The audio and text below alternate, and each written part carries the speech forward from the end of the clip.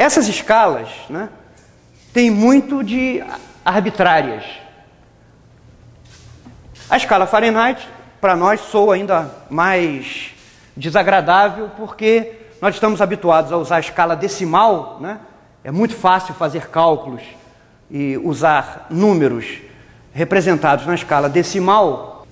Essa escala é tão arbitrária quanto essa, mas essa aqui ainda tem um caráter um tanto desagradável por usar números que não são múltiplos de 10. Há uma outra escala de temperatura que não padece da mesma arbitrariedade que as escalas Celsius e Fahrenheit, porque é uma escala de temperatura baseada em princípios físicos fundamentais. Esses princípios foram descobertos no século XIX e consolidados no século XX. Esses princípios são baseados na hipótese da estrutura atômica e molecular da matéria e da associação entre temperatura e o estado de agitação dos átomos e moléculas constituintes de um corpo. Durante a segunda metade do século XIX, foram aumentando cada vez mais as evidências de que a matéria é constituída por átomos e moléculas. Apesar disso, ainda no fim do século XIX, havia muitos físicos importantes que duvidavam da existência de átomos e moléculas. No início do século XX, com o desenvolvimento da teoria do movimento browniano por Einstein, surgiram evidências esmagadoras de que, de fato, a matéria é constituída por átomos e moléculas, e todas as dúvidas a esse respeito desapareceram. Mesmo os céticos mais empedernidos acabaram se curvando diante das evidências e aceitando que realmente a matéria é composta por átomos e moléculas. Descobriu-se também que esses átomos e moléculas que compõem a matéria, que compõem todos os corpos, estão sempre em estado de movimento, de agitação.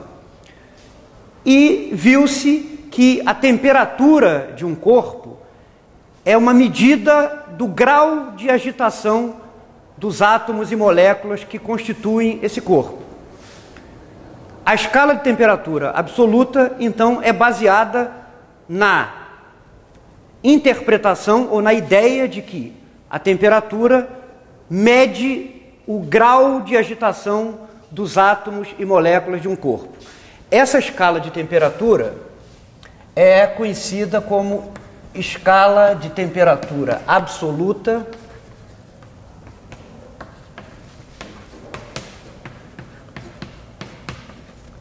ou também pelo nome de escala Kelvin,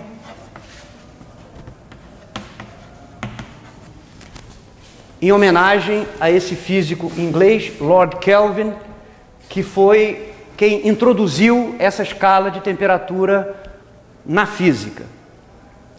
A relação entre o valor da temperatura medida na escala Kelvin e o valor da mesma temperatura medida na escala Celsius é a seguinte: uma temperatura em graus Kelvin corresponde a uma temperatura em graus Celsius mais 273,15.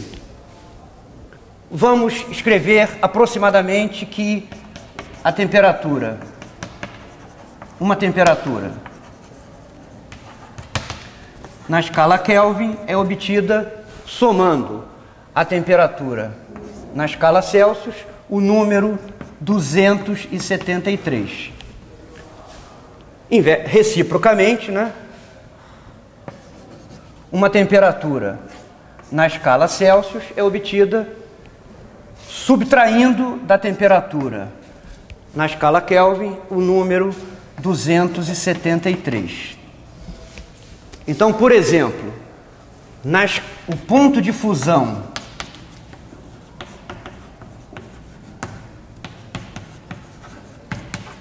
do gelo ocorre a uma temperatura que na escala Celsius é 0 graus e na escala Kelvin é 273 graus. O ponto de ebulição da água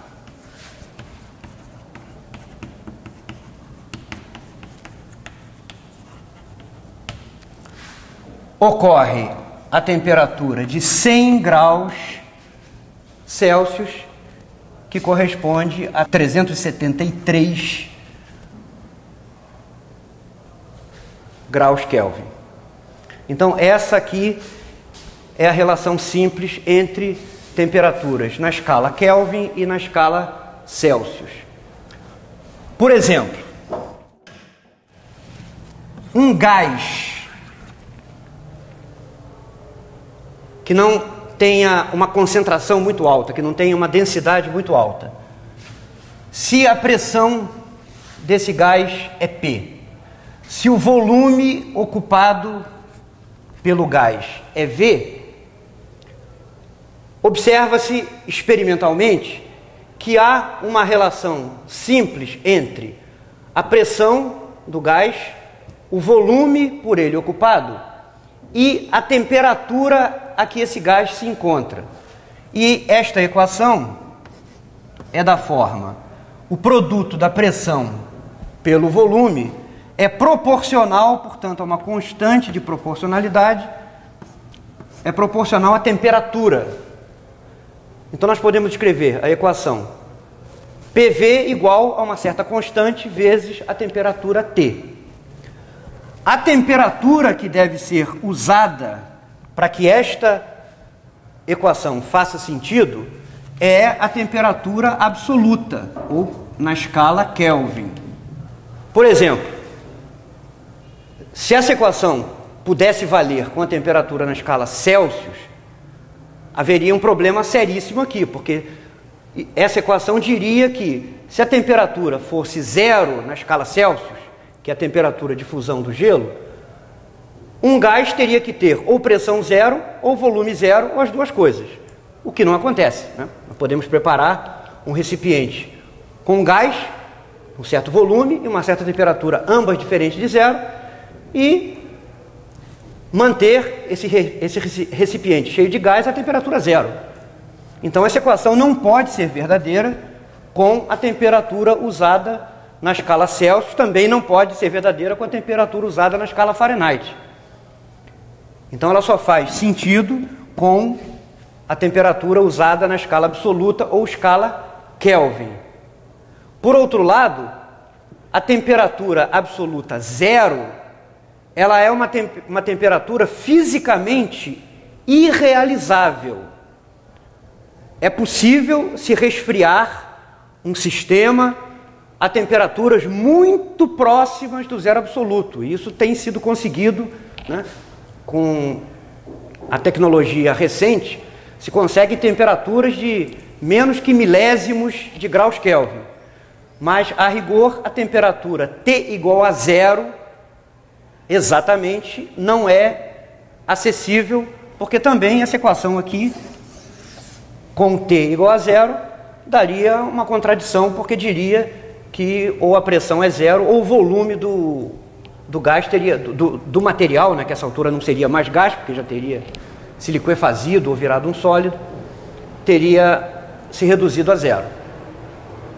Então essa escala de temperatura é importante porque ela é mais fundamental do que as outras, porque é baseada em princípios físicos fundamentais e, em particular, na interpretação da temperatura como uma medida do grau de agitação dos átomos e moléculas que constituem um corpo.